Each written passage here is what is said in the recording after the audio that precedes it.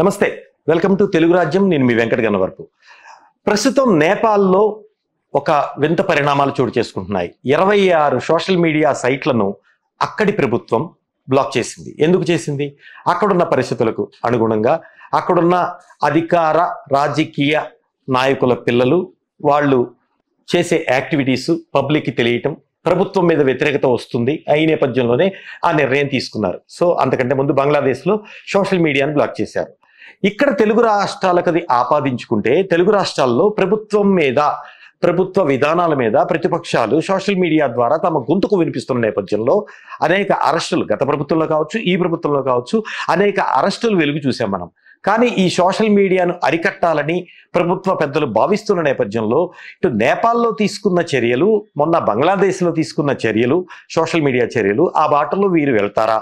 వెళితే భారతదేశం fundamental right ప్రకారం ఆర్టికల్ 19 సబ్సెక్షన్ ఏ సబ్సెక్షన్ 1 దీని ప్రకారం వాక్ స్వాతంత్రపు హక్కు ఉంటుంది. సో దాన్ని హరించటం అవుతుంది అనేది కొంత మేధావి వర్గం విశ్లేషిస్తున్న సందర్భం. ఈ నేపథ్యంలో ఒకవేళ నేపాల్లో తీసుకున్నట్టే ఇక్కడ బ్లాక్ చేయడానికి కుదురుతుందా? అక్కడ దేశం కాబట్టి ఆ నిర్ణయం తీసుకోవచ్చు. ఇక్కడ రాష్ట్రము, ఇటు తెలంగాణ, ఆంధ్రప్రదేశ్, తెలుగు రాష్ట్రాలు, అనేక రాష్ట్రాలది కాబట్టి ఒక రాష్ట్రం అలా బ్లాక్ చేయడానికి వీలవుతుందా? ఒక రాష్ట్రం కాకుండా దేశం మొత్తం బ్లాక్ చేసే అవకాశాలు ఎంతవరకు ఉన్నాయి?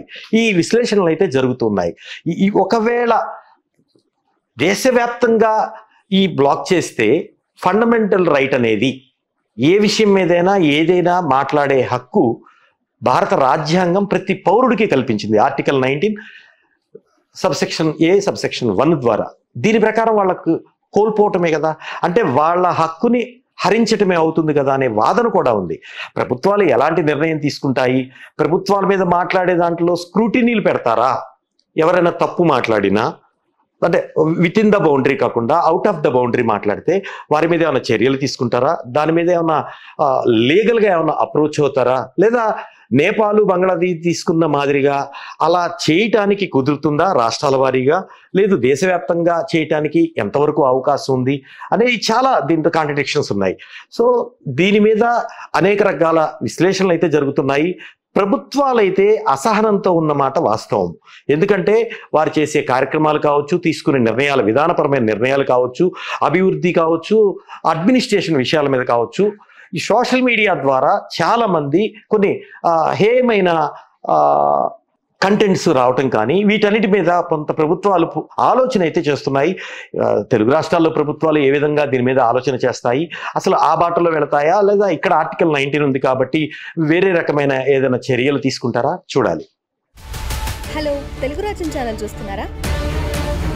సామాజిక, రాజకీయ, జీవన చిత్రణే తెలుగు రాజ్యం. అతిశయోక్తులు, అసత్యాలు ఉండవు. రాజకీయ కోణం కాదు, ప్రజా కోణమే కొలబద్ద. తెలుగు రాజ్యం వీక్షణ మీ ఉత్తమ అభిరుచికి నిదర్శనం.